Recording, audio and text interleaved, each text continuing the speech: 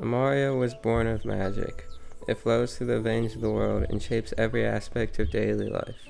Today I will tell you of the magic of Amaria, but first I must tell you the 3 laws of magic.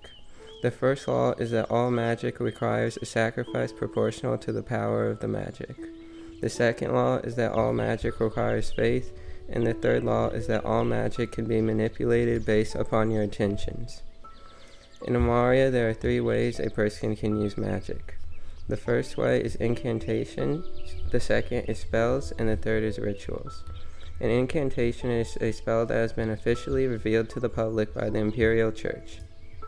An incantation is cast by saying a prayer and offering a sacrifice. These incantations are the most stable way to cast magic because they are supported by the faith of all the people who are part of the Imperial Church.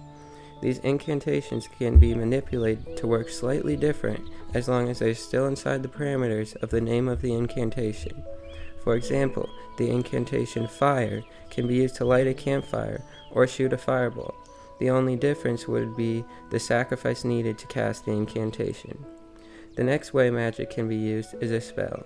A spell is a burst of wild magic fueled by a large sacrifice and a little amount of faith. Do exactly what you want it to do. The final way to use magic is a ritual.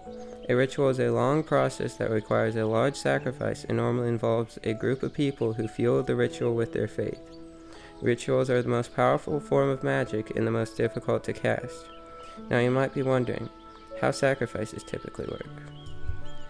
People will typically hold a piece of gold in their hand, and as they say their prayer for their incantation, the gold will disintegrate and the incantation will be cast.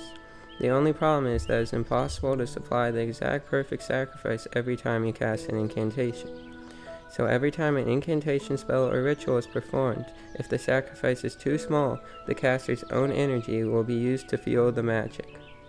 While gold is the typical sacrifice, some strong incantations and rituals require a focus crystal.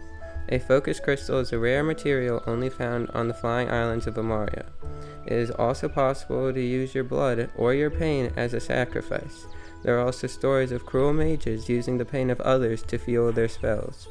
While the use of gold to fuel spells would typically drain all the natural resources of Amaria, no metals can be found by mining anyways. This is because the source of all metals are the Sky Islands. That is the magic system I created for my fantasy world.